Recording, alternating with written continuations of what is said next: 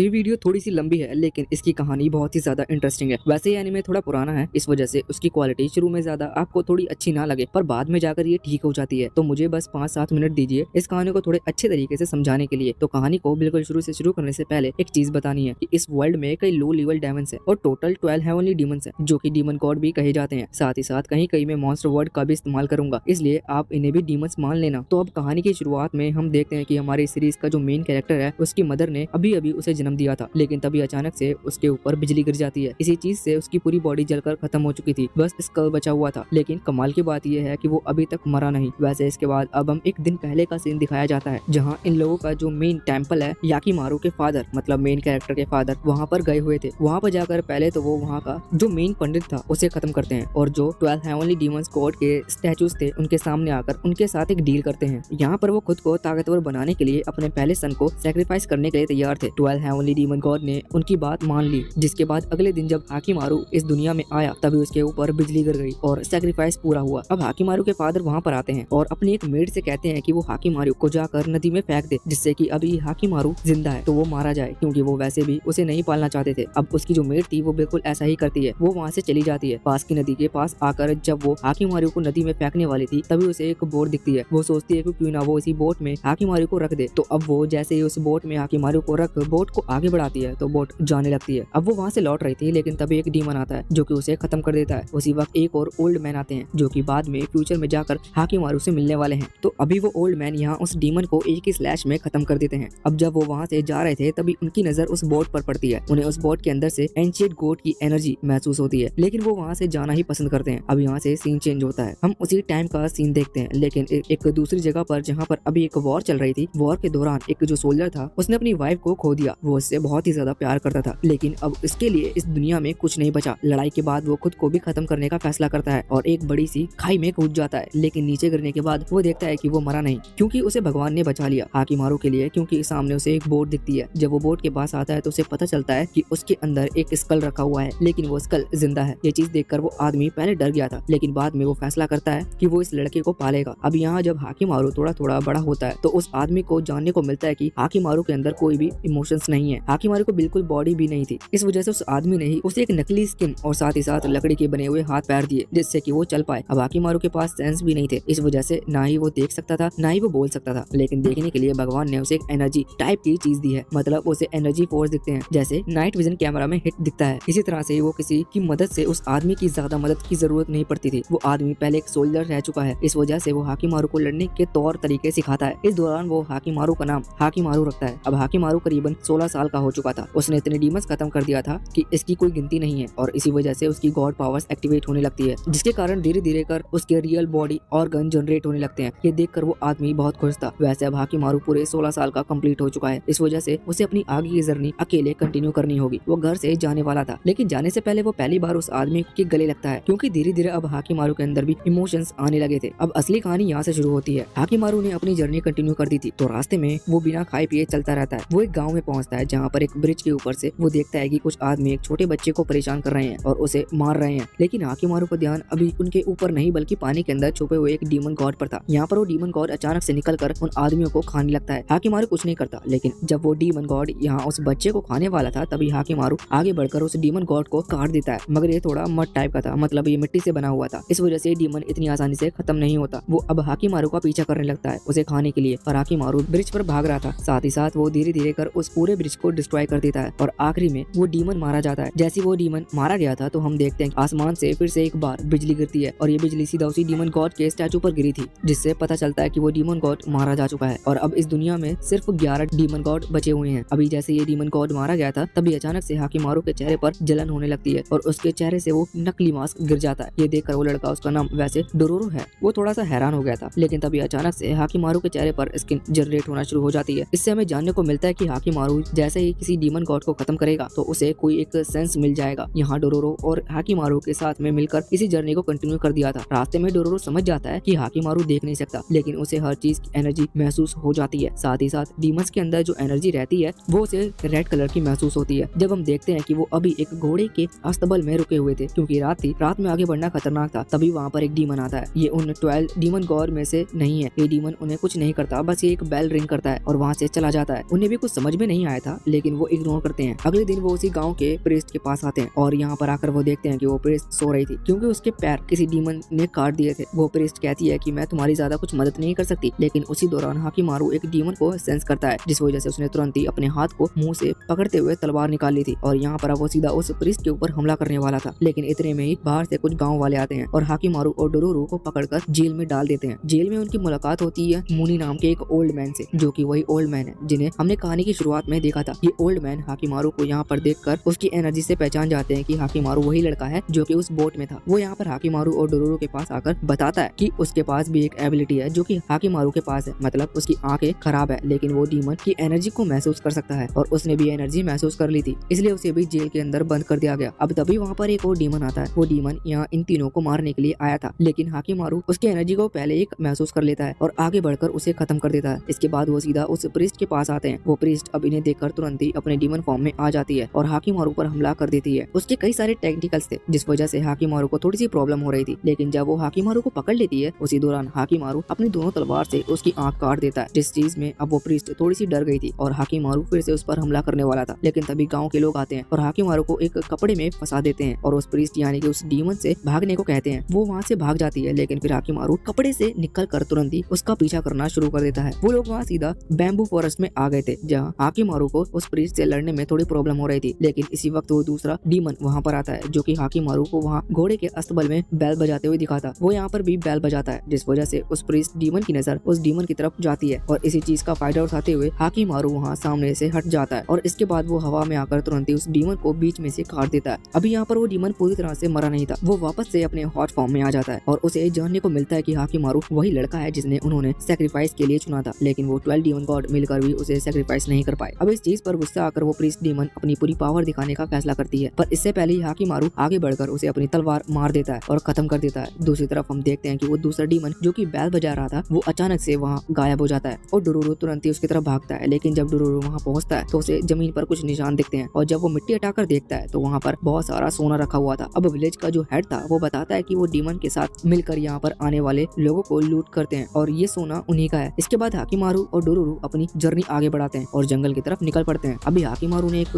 और demon God को खत्म कर दिया था, इस वजह से उसके सुनने की शक्ति भी वापस आ जाती है, लेकिन ये शक्ति उसके पास अचानक से आई और उसके कानों की पावर अभी इतनी ज्यादा तेज थी कि उसे हर छोटी से छोटी चीज भी बहुत तेज सुनाई दे रही थी। इस वजह से उसे बहुत प्रॉब्लम होती है और उसी दौरान उसके ऊपर एक डीमन बर्ड हमला कर देती है। अभी हाकिमारू को हर बार एक चीज सुनाई दे रही थी, इस वजह से उसका ध्यान उस डीमन की तरफ जा रहा था। इससे वो डीमन उसे हराते हुए उसे वहाँ से ले जाने वाली थी, लेकिन इतने में ही मुनी वहाँ पर आकर उस डीमन बर्ड को बीच में से काट देता है। अब हाकिमारू को प्रॉब्लम में देखकर मुनी भी फैसला करता है कि वो हाकिमारू के साथ रहेगा। अभी तो रात हो जाती है, वो लोग सो जाते हैं, लेकिन जब हाकिमारू सुबह उठता है तो उसे किसी के गाने की आवाज सुनाई देती है। वो तुरंत ही उस आवाज का पीछा करता है। पास की नदी के पास आने के बाद उसे एक गर्ल दिखती है जो कि गाना गा रही थी। हाकिमारू उसकी एनर्जी से महसूस कर लेता है कि ये लड़की दिल की बहुत ज्यादा साफ है। हाकिमारू तुरंत सामने आगे आता है। वो गर्ल भी नोटिस करती है कि हाकिमारू देख नहीं सकता। वो हाकिमारू को पकड़ने वाली थी, लेकिन इतने में ही हाकिमारू चक्कर खाकर नीचे गिर जाता है। वो थोड़ा सा डर गई थी, पर उसी दौरान मुनी और डोरोरो वहाँ पर आते हैं। वो लड़की समझ जाती है कि ये दोनों इस लड़के के साथ ही हैं और इसलिए वो उन्हें अपने हाइड आउट यानी कि सीक्रेट बेस की तरफ ले जाती है। असल में वॉर के बाद इस लड़की ने अपने पेरेंट्स को खो दिया। इसका नाम मियो है और ये अनाथ बच्चों को पालती है। ये पास ही एक टेम्पल में रहती है, जहाँ पर अभी हाकिमारू और मुनी और डोरोरो को लेकर आते हैं। यहाँ पर वो हाकिमारू के सर पर पट्टी वगैरह रख देते हैं, जिसके बाद उसे कुछ देर बाद होश आता है। डोरोरो पूछता है कि आखिर हाकिमारू बेहोश क्यों हुआ, तो इस पर मुनी बताता है कि शायद हाकिमारू की बॉडी फिर से ह्यूमन की तरफ बनते जा रही है, इसी वजह से उसे इस तरह की प्रॉब्लम सहनी पड़ रही है। वैसे अब तभी वहाँ पर कुछ बहुत सारे बच्चे आ जाते हैं, जिन्हें देखकर डोरोरो हैरान था, पर उसे जानने को मिलता है कि मियो सभी बच्चों का ख्याल रखती है और इन सभी बच्चों ने वॉर के दौरान अपने पेरेंट्स को खो दिया। मियो खुद रात में जाकर काम करती है और फिर जो पैसे आते हैं वो उन बच्चों के लिए लगाती है। ये बच्चे भी पूरी मेहनत करते हैं कि मियो की मदद कर सकें। अभी मियो फिर से काम कर जाने वाली थी। हाकिमारू ऐसा नहीं चाहता था, क्योंकि उसे फिर से वही गाना सुनना था, क्योंकि उसे वो गाना सुनकर कुछ अलग ही फील होता है, लेकिन मियो का काम पर जाना जरूरी था, इसी वजह से वो वहाँ से चली जाती है। अब डोरोरो जब बाहर आता है तो वो देखता है मुनी भी कहीं जा रहा है। मुनी उसे बताता है कि वो अभी जंगल के अंदर कोई सेफ प्लेस देखने जा रहा है, जिससे कि ये सभी बच्चे वहाँ पर रह सकें, क्योंकि ये टेम्पल सेफ नहीं है। ये दोनों क्लैंस के बीच में आता है और जब भी वॉर होगा तो ये टेम्पल बीच में फंस जाएगा और ये बच्चे मारे जाएंगे। अब मुनी के वहाँ जाने के बाद हम देखते हैं कि कुछ टाइम बाद, मतलब कि अगले दिन, मियो वहाँ पर आती है और वो हाकिमारू को देखती है, जो कि अभी उसी का इंतजार कर रहा था। उसके साथ डोरोरो भी था और जब मियो यहाँ पर आती है तो हाकिमारू उसे समझाने की कोशिश करता है कि वो उसका गाना सुनना चाहता है। हाकिमारू बोल नहीं सकता, इसी वजह से उसे समझाने में थोड़ी प्रॉब्लम हो रही थी और डोरोरो उसकी मदद करता है। अब तभी कुछ देर में वहाँ पर ओल्ड मैन, मतलब कि मुनी आ जाता है, जो कि उन्हें बताता है कि उसे जंगल में एक जगह जगह मिल चुकी है, लेकिन वहाँ पर कोई डीमन रह रहा है जो कि बहुत ही ज्यादा पावरफुल है। अभी सुनते ही हाकिमारू तुरंत ही वहाँ से उठकर चला जाता है उस डीमन को खत्म करने के लिए, और मुनि भी देखता है कि हाकिमारू ने अभी तक पूरी तरह से रिकवर नहीं किया, इसी वजह से वो भी उसकी मदद करने के लिए पीछे जाता है। इस तरफ हम देखते हैं कि मियो अभी सभी से कह रही थी कि उसे दोनों क्लैन के लिए काम करना चाहिए, इससे जल्दी पैसा कमा जा सकता है, और वैसे भी अब तो वो अपनी जगह भी बदलने वाले हैं। अब वो फिर से रात के टाइम काम पर निकल जाती है। अभी डुरूरू फैसला करता है कि वो उसका पीछा करेगा। वो जब वहाँ मियो का पीछा करता है तो उसे जानने को मिलता है कि मियो का काम दूसरे सोल्जर्स के साथ प्लॉट डेवलप करने का है। कमेंट में कोई मत पूछना कि प्लॉट डेवलप करना क्या होता है, ये आप खुद सामने स्क्रीन को पर देखकर समझ सकते हो। अब यहाँ ये देखकर डुरूरू बहुत ही ज्यादा हैरान हो गया था, उसे बुरा भी लग रहा था और साथ ही साथ उसे थोड़ा गुस्सा भी आ रहा था। वो तुरंत ही वहाँ से भागकर वापस से लौट आता है। दूसरी तरफ हम हाकिमारू और मुनि को देखते हैं जो कि उस जगह पर पहुंच चुके थे, लेकिन वो डीमन बड़ा खतरनाक था। वो जमीन के अंदर से निकलते हुए हाकिमारू को खींचने लगता है। इसी लड़ाई के दौरान मुनि हाकिमारू की मदद करता है, पर इस पर डीमन ने हाकिमारू का पैर पकड़ लिया था और वो उसे काटकर जमीन के अंदर ले जाता है। ये देखकर मुनि और हाकिमारू को वहाँ से लौटना पड़ता है। हाकिमारू को और भी ज्यादा दर्द का महसूस हो रहा था क्योंकि वो पैर अब उसका असली पैर था। रास्ते में उन्हें डुरूरू मिलता है जो कि हाकिमारू की ऐसी हालत देखकर बहुत ही ज्यादा दुखी हो गया था और हैरान था। अब वो घर लौट कर आते हैं। अगले दिन जब मियो घर पर आती है तो हाकिमारू की हालत देखकर बहुत ही ज्यादा हैरान हो जाती है। तभी डुरूरू उसके हाथ पर लगी हुई चोट को नोटिस करता है, मगर डुरूरू पहले से जानता था कि मियो को ये चोट किसी चीज से लगी है और क्यों लगी है। वो वहाँ से तुरंत ही भाग जाता है। अब एक ऑर्फनेज लड़का जिन्हें मियो पाल रही है वो वहाँ पर आकर डुरूरू से पूछता है कि आखिर अचानक से उसे क्या हुआ। डुरूरू फैसला करता है कि ये बात वो किसी को भी नहीं बताएगा। दूसरी तरफ अभी हम यूरूरू के उस क्लैन को देखते हैं जहाँ पर अभी हाकिमारू का जो दूसरा भाई है, मतलब जिसने हाकिमारू के जान के बाद जन्म लिया था, वो अभी अपने फादर यानी कि हाकिमारू के फादर से कह रहा था कि उसे अभी आने वाली वॉर में साथ देना है, लेकिन इस पर उसके फादर कहते हैं कि नहीं, वो अभी छोटा है और उसे इस चीज पर ध्यान देना चाहिए। अब वो लड़का अपनी मदर के पास आकर मिलता है। वैसे उसका नाम सिल्वर है। वो अपनी मदर से कहता है कि उसे भी वॉर में जाना है, लेकिन उसकी मदर इस पर ज्यादा ध्यान नहीं देती। वो भी अभी हैरान था कि आखिर उसकी मदर किसके बारे में सोचती रहती है। वैसे इसके बाद अब हम वापस से हाकिमारू के पास आते हैं। अब हम देखते हैं कि अभी वो चलने की कोशिश कर रहा था क्योंकि उसे जल्द से जल्द उस डीमन को हराना है, लेकिन वो चल नहीं पाता क्योंकि उसके पास सिर्फ एक ही पैर है और उसे एक पैर से चलने की प्रैक्टिस नहीं है। तभी वहाँ पर मियो आती है और उसे संभालती है। अभी जब मियो अपना गाना सुना रही थी तभी मुनि वहाँ पर आकर देखता है कि हाकिमारू की बॉडी के अंदर से जो फ्लेम्स है, मतलब जो एनर्जी है, वो शेक कर रही है। इसका मतलब मियो का जो गाना है वो हाकिमारू के अंदर एनर्जी को चेंज करता है। इस चीज पर मुनि किसी बात को समझाता है और वहाँ से जाने लगता है। जब डुरूरू उससे पूछता है कि आखिर तुम कहाँ जा रहे हो, तो इस पर मुनि उसे अकेले में बताता है कि वो इस जंगल में ही आसपास कहीं छुपकर उनके ऊपर नजर रखेगा। वैसे वो डुरूरू को वार्न करके जाता है कि अगर ऐसा ही चलता रहा तो जल्दी हाकिमारू एक मॉन्स्टर में चेंज हो जाएगा। ये सुनकर डुरूरू बहुत ज्यादा हैरान था। वैसे हम देखते हैं कि जब वो अकेला बैठा हुआ था तभी वहाँ पर मियो आती है और बताती है कि कल रात उसने डुरूरू को नोटिस कर लिया था। वो जानती है कि डुरूरू को सब पता चल चुका है, लेकिन इस पर डुरूरू कहता है कि हाँ, मैं बस तुम्हारी मदद करने के लिए तुम्हारा पीछा कर रहा था, पर मुझे पता चला कि तुम्हारी मदद नहीं कर सकता। अब मियो यहाँ पर माफी मांगती है, लेकिन डुरूरू कहता है कि इसमें तुम्हारी कोई गलती नहीं है, वैसे भी तुम सभी बच्चों के लिए ये सब कर रही हो। और इसके बाद अब वो वहाँ से चला जाता है। अब हम अगले सीन में देखते हैं कि हाकिमारू अभी एक लकड़ी को शार्प करते हुए अपना एक नकली पैर बना रहा था। तभी डुरूरू वहाँ पर आता है और उसे खाना खिलाते हुए कहता है कि हाकिमारू उसका इकलौता दोस्त है और सबसे पहला दोस्त भी।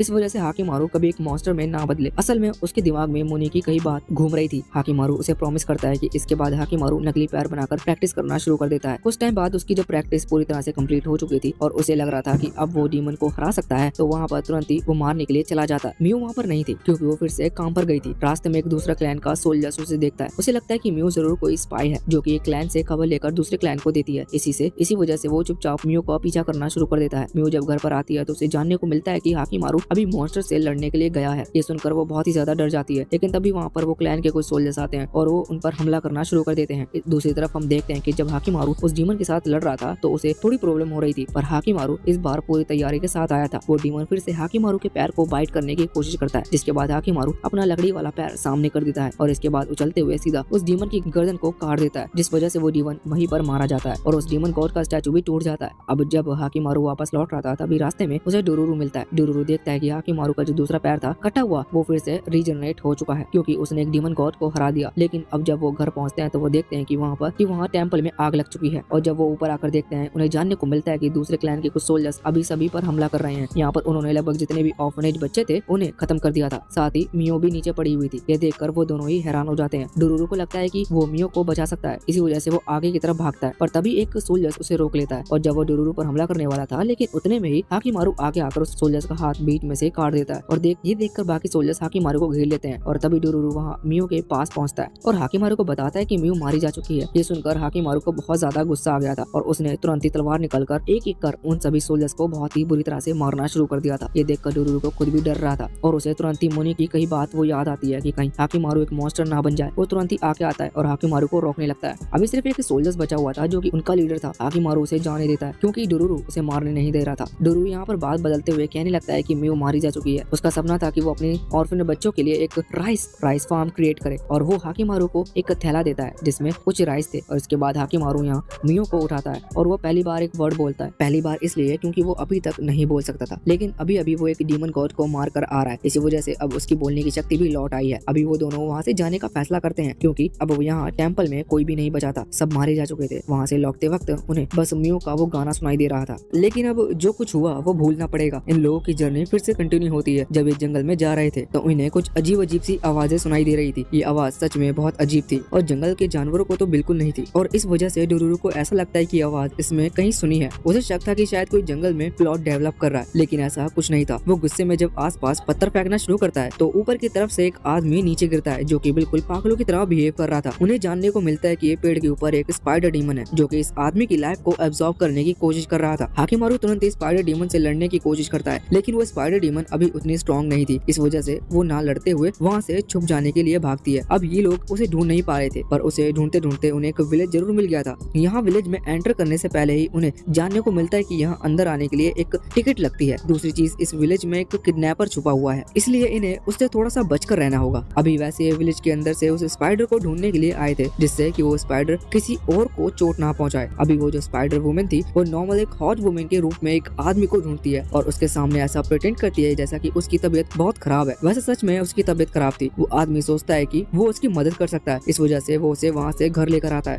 घर पर आकर वो उसे खाना बना कर देता है। वो स्पाइडर डीमन खाना खा लेती है। अब वो आदमी उसका नाम पूछता है तो स्पाइडर डीमन का कुछ नाम नहीं था, इस वजह से वो आदमी उसका नाम ओयो रखता है। अब इस पर स्पाइडर डीमन मन में खुश थी, लेकिन वो कहती है कि तुम्हें ज्यादा इस चीज को सीरियस लेने की जरूरत नहीं है, वो जैसे ही ठीक हो जाएगी वो वहाँ से चली जाएगी। इस पर वो आदमी कहता है कि बिल्कुल तुम्हारी मर्जी। अब हम देखते हैं कि रात हो चुकी थी। यहाँ पर वो स्पाइडर डीमन यानी कि ओयो रात को उठती है और कोशिश करती है कि वो उस आदमी की लाइफ स्पेन यानी कि उसकी जिंदगी उसे एब्जॉर्ब कर सके, इससे स्पाइडर डीमन ठीक हो सकती थी। पर अभी उस आदमी ने जो कुछ भी किया था उसकी वजह से वो ऐसा नहीं कर पाती और वहीं पर रखा हुआ खाना खाकर फिर से सो जाती है। हम देखते हैं कि अभी एक ही दिन की बात थी कि एक कॉकरोच उस आदमी को ओयो की स्टोरी में दिखता है, लेकिन वो आदमी उस कॉकरोच को नहीं मारता, वो उसे जिंदा बाहर फेंक देता है। ये देखकर स्पाइडर डीमन यानी कि ओयो थोड़ी सी हैरान थी। वो पूछती है कि उसने उसे क्यों नहीं मारा, जिस पर वो आदमी कहता है कि हमें किसी को मारने का कोई हक नहीं है। ये सुनकर ओयो थोड़ी सी हैरान थी और उसे भी अब इस आदमी के साथ रहते हुए कुछ अच्छा लगने लगा था। लेकिन अब धीरे धीरे ओयो की तबीयत खराब होने लगी थी क्योंकि उसे लाइफ स्पेन की जरूरत थी। ये देखकर वो आदमी हैरान था। उसे लग रहा था कि ओयो को किसी अच्छे डॉक्टर को दिखाना चाहिए। अच्छा डॉक्टर दूसरे गाँव में है, इसलिए वो तुरंत ही ओयो को वहाँ से लेकर भागने लगता है। ओयो और डोरोरो और जो कि अभी ओयो को भी ढूंढ रहे हैं वो उन्हें रास्ते में मिलते हैं। अभी ओयो के अंदर से वो डीमन एनर्जी थोड़ी थोड़ी कम हो रही थी, जिस वजह से उसे पहचान पाना और हाकिमारू के लिए हल्का सा मुश्किल हो रहा था। लेकिन अब डोरोरो कहने लगता है कि यही वो स्पाइडर है, मैंने इसकी शक्ल ध्यान से देखी थी। और अब इतने में ही वहाँ पर 3 और गार्ड आ जाते हैं जो कि असल में इस आदमी को पकड़ने के लिए आए थे क्योंकि यही वो किडनैपर है। इसके ऊपर इनाम भी रखा हुआ था। इस चीज पर डोरोरो कहने लगता है कि पहले हमने इसे ढूंढा था, इनाम हमें मिलना चाहिए। पर वो सोल्जर्स कहते हैं कि नहीं, इसके ऊपर कोई इनाम नहीं है, हमें तो बस किसी भी तरह से इसे पकड़ना था। यहाँ पर अब वो हमला करने वाले थे, लेकिन इतने में ही वो स्पाइडर वुमेन ओयो तुरंत ही अपनी स्पाइडर वेब की मदद से उन्हें पकड़कर उनकी लाइफ स्पेन को खींच लेती है और तुरंत उस आदमी का हाथ पकड़ते हुए वहाँ से भाग कर ले जाती है। हाकिमारू डोरोरो अभी उनका पीछा कर रहे थे। दूसरे सीन में हम देखते हैं कि अभी वो एक गुफा के बाहर पहुंच चुके थे जहाँ वो आदमी ओयो से कह रहा था कि वो यहाँ से चली जाए, लेकिन ओयो कहती है कि नहीं, वो हमें अपनी पूरी जिंदगी को उस आदमी के साथ गुजारना चाहती है। पहले उसने उस आदमी को सिर्फ लाइफ स्पेन के लिए चुना था, लेकिन अब उसे वो आदमी लाइफ स्पेन के लिए चाहिए। अब वो आदमी भी इस चीज से खुश था। ओयो कहती है कि वैसे भी तुम्हारी सारी जानकारी पता चल चुकी है, इस वजह से अब तुम यहाँ पर सेफली नहीं रह सकते। वो आदमी मान जाता है, पर अचानक से कुछ तीर आकर उसे लगते हैं। ये देखकर ओयो बहुत ज्यादा घबरा गई थी। वो तुरंत ही गुस्से में बहुत सारे स्पाइडर वेब वहाँ पर आए सभी सोल्जर्स को खत्म करना शुरू कर देते हैं। आखिर में बचे हुए कुछ सोल्जर्स को वो अपनी तरफ खींच रही थी, पर हाकिमारू आकर स्पाइडर वेब को काट देता है और ओयो को एक टेंटिकल जो कि उसके स्पाइडर फॉर्म का हिस्सा है उसे कट करते हुए ओयो पर हमला करने लगता है। पर इतने में ही वो आदमी कहता है कि वो ओयो को छोड़ दे क्योंकि वो आदमी भी उससे प्यार करने लगा था। हाकिमारू फैसला करता है कि वो उसकी बात मानेगा और अपनी तलवार नीचे कर लेता है, जिसके बाद हाकिमारू और डोरोरो दोनों अपनी जर्नी कंटिन्यू कर देते हैं और इन लोगों को इनके हाल पर छोड़ देते हैं। अभी वहाँ से लौटते वक्त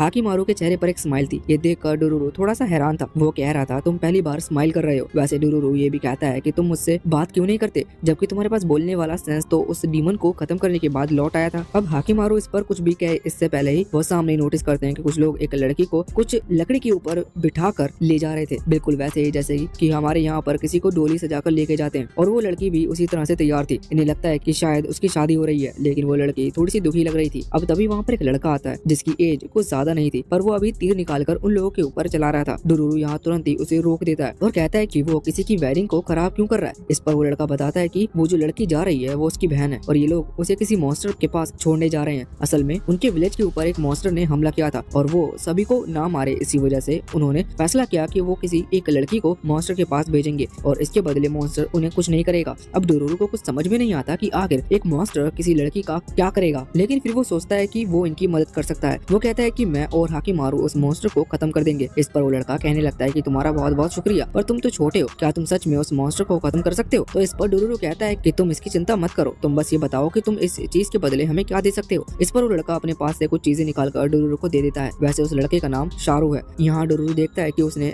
उसे कुछ कीड़े दिए हैं और उन कीड़ों के बीच में एक सोने का टुकड़ा भी था। डुरूरू उसे देखता है और समझ जाता है कि हाँ ये चीज काम की है, वो उसे सेल करके कुछ दिनों का खाना पीना अरेंज कर सकते हैं। इस वजह से वो उसकी मदद करने के लिए मान जाता है और शारू भी कहता है कि मैं तुम्हें ऐसी बहुत सारी चीजें दे सकता हूँ। अब इसके बाद वो उस डीमन को पता लगाने के लिए कोशिश करते हैं। शारू बताता है कि उनके विलेज के ऊपर जो काला क्लाउड है वो उस डीमन की प्रेजेंस को बताता है। जहाँ पर भी वो ब्लैक क्लाउड होगा वहाँ पर वो डीमन रह रहा होगा। अब इसके बाद वो तीनों ही वहाँ से सीधा उस माउंटेन के ऊपर आ जाते हैं जहाँ पर अभी शारू की बहन जिनी को बांध कर रखा गया था। वो वहाँ पर आकर तुरंत ही शारू की बहन जिनी की वो रस्सियाँ खोल देता है। जिनी कहने लगती है कि ये तुम क्या कर रहे हो, जिस पर शारू कहता है कि हम तुम्हें बचाने की कोशिश कर रहे हैं। अब जिनी कहती है कि अगर तुमने ऐसा किया तो वो डीमन यानी कि वो मॉन्स्टर पूरे विलेज को तबाह कर देगा और सभी को खत्म कर देगा। पर इस पर शारू कहता है कि तुम्हें उन लोगों की चिंता नहीं करनी चाहिए, बल्कि तुम्हें खुद को सोचना चाहिए, वो लोग भी तुम्हारे बारे में नहीं सोच रहे हैं। अब इतने में ही वहाँ पर उस मॉन्स्टर की एंट्री होती है। वो एक सेंटीपीड मॉन्स्टर था जो कि बड़ा खतरनाक था, मगर प्रॉब्लम ये थी कि हाकिमारू को उसकी एनर्जी महसूस नहीं हो रही थी। अब हाकिमारू उसे महसूस नहीं कर सकता, जिस वजह से हाकिमारू उसे मार भी नहीं सकता था। इसलिए इन लोगों के ऊपर एक बहुत बड़ी प्रॉब्लम आ जाती है। अभी अचानक से यहाँ पर जो गार्ड आए हुए थे जिन्हीं को लेकर वो अचानक से हवा में उड़ने लगते हैं और उनकी बॉडी नीचे गिरती है। वो मारे जा चुके थे। ये देखकर सभी और ज्यादा डर जाते हैं। वो मॉन्स्टर फिर से उनकी तरफ बढ़ रहा था उन्हें खाने के लिए, लेकिन तभी जिनी अपने भाई शारू को वहाँ से हटाते हुए खुद सेक्रीफाइस होने का फैसला करती है, जिस वजह से वो मॉन्स्टर उसे खा लेते हैं। अब वो मॉन्स्टर फिर से उनकी तरफ आने लगा था। ये देखकर इन्हें अभी भी लग रहा था कि शायद अगर ये इस मॉन्स्टर को कट कर दे तो जिनी बच सकती है, पर हाकिमारू अभी उसे देख नहीं सकता था। इस वजह से उसे सब पता नहीं चल पा रहा था कि वो मॉन्स्टर किस डायरेक्शन से आ रहा है। अब इतने में अचानक से उस माउंटेन के वहाँ पर जो गड्ढे हैं उनके अंदर से गर्म पानी का फव्वारा निकलता है और उस मॉन्स्टर को डराकर वहाँ से भगा देता है। लेकिन अब शोरू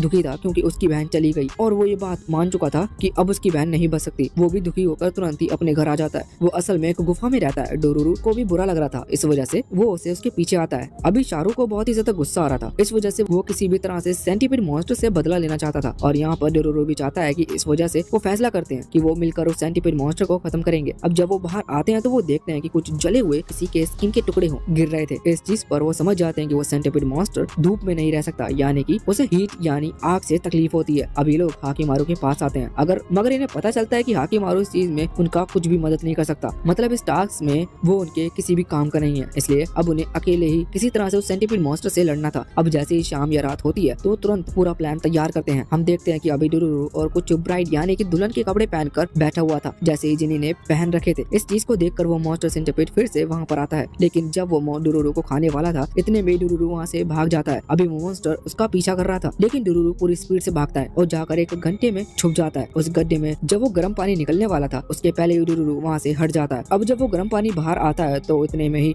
पहाड़ी के ऊपर चढ़ा हुआ शुरू एक लकड़ी के तीर में आग लगाकर उस पानी की तरफ चलाता है। हमें जानने को मिलता है कि वो पानी नहीं बल्कि असल में पेट्रोल है। इस वजह से उसमें आग लग जाती है और एक धमाका होता है। अब धमाके में वो सेंटीपीड मॉन्स्टर को बहुत ही ज्यादा चोट लग जाती है, पर अभी वो अपनी बॉडी को रिकवर कर लेता है और अब उसे बहुत ज्यादा गुस्सा आ चुका था। तभी हाकिमारू भी सामने आता है और एक एक कर तीर लकड़ी के तीर सीधा उस सेंटीपीड मॉन्स्टर की तरफ चलाता है। अब वो तीर जैसे ही जाकर उस सेंटीपीड मॉन्स्टर को लगते हैं तो हाकिमारू को उसकी आवाज सुनाई देती है। इसी आवाज का फायदा उठाते हुए हाकिमारू अपनी तलवार निकलता है। उस आवाज के पीछे जाते हुए सेंटीपीड मॉन्स्टर के सर पर एक बहुत तेज हिट करता है। इस चीज से उस मॉन्स्टर को और ज्यादा गुस्सा आने लगा था, लेकिन दूसरी तरफ डुरूरू ये चीज समझ चुका था कि हाकिमारू भले ही इसे देख नहीं सकता, लेकिन वो आवाज को फॉलो करते हुए इस पर हमला कर पाएगा। लेकिन अब डुरूरू को थोड़ा सा रिस्क उठाते हुए उस सेंटीपीड मॉन्स्टर के सर पर आ जाता है, जहाँ से वो हाकिमारू का इंस्ट्रक्शन दे रहा था। सेंटीपीड मॉन्स्टर हाकिमारू को हवा में उछालता है, लेकिन उसी दौरान डुरूरू जोर से चिल्लाता है, जिस वजह से हाकिमारू तुरंत वहाँ हवा में उसी डायरेक्शन में आते हुए उस सेंटीपीड मॉन्स्टर को इतनी तेजी से हिट करता है कि उसकी पूरी बॉडी डिस्ट्रॉय हो जाती है और वो मारा जाता है। हम देखते हैं कि अब वो काले बादल के ऊपर भी आ चुके थे। इस वजह से मारने के बाद अचानक से उस सेंटीपीड मॉन्स्टर की बॉडी भी जल जाती है और वो लोग नीचे की तरफ गिरने लगते हैं। अभी जब वो रिवर के पास आते हैं तो हम देखते हैं कि शाहरुख की बहन जिनी अभी जिंदा है, वो सेंटीपीड मॉन्स्टर उसे पचा नहीं पाया था,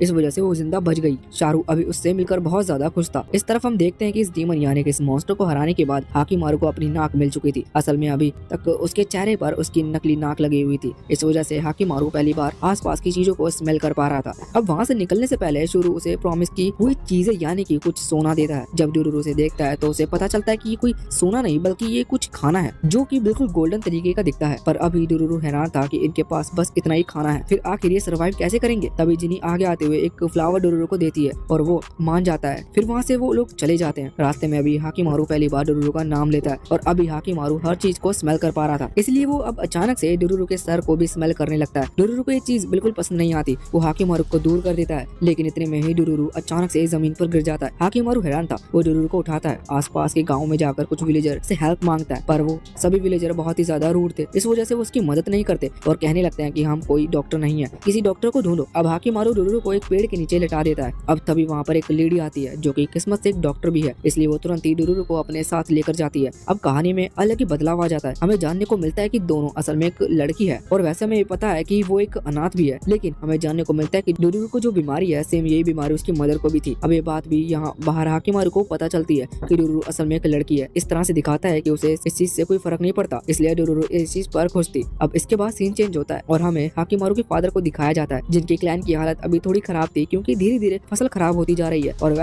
ऐसा बहुत लंबे समय से चल रहा है। उन्हें इसका कारण लगता है कि शायद हेवनली डीमंस गॉड उनसे नाराज है। अब जब वो वहाँ टेंपल में आते हैं तो उन्हें जानने को मिलता है कि धीरे धीरे कुछ डीमन गॉड की मूर्तियां टूट रही है और उन्हीं डीमन गॉड की मूर्तियां यहाँ टूट रही थी जिन्हें हाकिमारू हरा चुका है। ये देखकर हाकिमारू के फादर हैरान थे, उन्हें लगता है कि ऐसा तो नहीं कि हाकिमारू जिंदा है और वो अपने सेंस वापस पाने के लिए और अपनी बॉडी को फिर से रिकवर करने के लिए सभी डीमन गॉड को खत्म कर रहा है। अब उनका डाउट यकीन में तब बदलता है जब अचानक से सामने धुएं में हाकिमारू की इमेज दिखती है। वो समझ जाते हैं कि हाकिमारू जिंदा है, अब उन्हें कुछ ना कुछ तो करना ही पड़ेगा। इसके बाद अब हाकिमारू को देखते हैं जो कि अभी कई सारे डीमंस को खत्म कर रहा था। इसके बाद वो लोग थोड़ी देर के लिए रुकते हैं जहाँ डुरुरु अपने कपड़े पर उस डीमन का ब्लड धोते हुए हाकिमारू से पूछती है कि उसके गले में जो लॉकेट टाइप की चीज है वो क्या है। तो हाकिमारू से कुछ नहीं बता पाता क्योंकि हाकिमारू को भी नहीं पता कि ये क्या है, क्योंकि असल में ये उसके रियल पेरेंट्स को बिलोंग करती है। अब इसके बाद सीन चेंज होता है, हम यहाँ पर ताहोमारू को देखते हैं। वैसे आपको याद ना हो तो ताहोमारू या हाकिमारू का भाई है। तो अभी ताहोमारू को पता चलता है कि उसके फादर किसी बेबी के बारे में रिसर्च कर रहे हैं, मतलब हाकिमारू के बारे में। अभी ताहोमारू को तो इस बारे में कुछ नहीं पता, इस वजह से वो अपने फादर से पूछता है, लेकिन इस पर उसके फादर साफ मना कर देते हैं। अब ताहोमारू यही सोच रहा था कि उसके फादर उसे बच्चा मानते हैं, इस वजह से वो उसे कुछ भी नहीं बताते और ना ही उसे कुछ फैसला लेने देते हैं। लेकिन इस चीज के कारण ताहोमारू फैसला करता है कि वो अपने फादर को बताएगा कि वो अब बच्चा नहीं है, इसलिए अब वो अपने साथियों के साथ वहाँ से निकल पड़ा था। सबसे पहले वो पास के गाँव में आता है जो कि उन्हीं की क्लैन के अंडर आता है। यहाँ पर आने के बाद वो गाँव वालों से उनकी तकलीफ पूछता है, तो इस पर गाँव वाले बताते हैं कि उन्हें एक मॉन्स्टर ने परेशान कर रखा है जो कि पानी के अंदर रहता है। अगर कोई भी विलेजर पानी पार कर दूसरी तरफ जाने चाहे तो वो नहीं जा सकता, वो मॉन्स्टर पहले ही उन्हें खत्म कर देता है। ताहोमारू फैसला करता है कि वो इस डीमन को खत्म करेगा, इसलिए वो तुरंत ही अपने दोस्तों के साथ एक बोट लेकर नदी में आता है। अब नदी में आने के बाद अचानक से उनकी बोट रुक जाती है और वो उसे आगे भी नहीं बढ़ा पा रहे थे। वो समझ जाते हैं कि जरूर वो डीमन आसपास है। असल में उनकी बोट को डीमन ने ही पकड़ रखा था। अब वो डीमन बाहर आ जाता है, जिसके बाद उनमें लड़ाई शुरू हो जाती है। लड़ाई के दौरान हम देखते हैं कि ताहोमारू कमजोर नहीं है, वो अच्छा तलवारबाज है। वो वहाँ उस डीमन पर हमला करते हुए उसके टेंटिकल्स को काट रहा था, पर डीमन खुद को प्रॉब्लम में देखकर तुरंत ही पानी के अंदर चला जाता है। इस वजह से अभी लोग कुछ नहीं कर सकते थे। साथ ही वो डीमन पानी के अंदर से इनकी बोट को डुबाने लगता है, इस वजह से उन्हें तुरंत ही वहाँ से बचकर भागना पड़ता है। अब एक किनारे पर आते हैं जहाँ अभी ये सोच रहा था कि आखिर ये क्या कर रहे हैं, क्योंकि डीमन को मारना बहुत ही मुश्किल है। वो अगर फिर से वहाँ गए तो वो डीमन फिर से पानी में चला जाएगा और उनकी सारी मेहनत बेकार हो जाएगी। अब तभी ताहोमारू को एक आइडिया आता है, जिसके बाद वो वहाँ आसपास के कई सारे पेड़ काटता है और गाँव वाले से हेल्प करने को कहता है। वो लोग मिलकर एक बड़ी सी नहर जैसी रोड बनाते हैं जिससे कि पानी एक जगह से दूसरी जगह पर जा सके, लेकिन इससे उन्होंने उन लकड़ियों से गेट लगा दिया था। अब जब ये काम पूरा हो जाता है तो वो पानी को दूसरी तरफ आने देते हैं, जिस वजह से वो मॉन्स्टर सामने आ चुका था। ये देखकर सभी लोग हैरान थे और अभी ताहोमारू की तारीफ भी कर रहे थे। अब यहाँ गाँव वाले और ताहोमारू सब मिलकर उस मॉन्स्टर पर हमला करना शुरू कर देते हैं। वो मॉन्स्टर लगभग मारा गया था, पर अभी भी उसके अंदर जान बची हुई थी। इस वजह से वो तुरंत ही वहाँ आसपास के पत्थर उठाकर उस बड़े से लकड़ी के गेट पर मारने लगता है। ये देखकर ताहोमारू तुरंत ही उसकी तरफ भागता है, पर वो मॉन्स्टर 2-3 पत्थर और फेंकता है और वो गेट टूट जाता है। गेट टूटने की वजह से वहाँ पर एकदम से पानी आ गया था। कुछ गाँव वाले बहकर जाने लगे थे, पर ताहोमारू के दोस्त उन्हें बचा लेते हैं। ताहोमारू भी अभी बड़ी प्रॉब्लम में था, इसलिए उसने तुरंत ही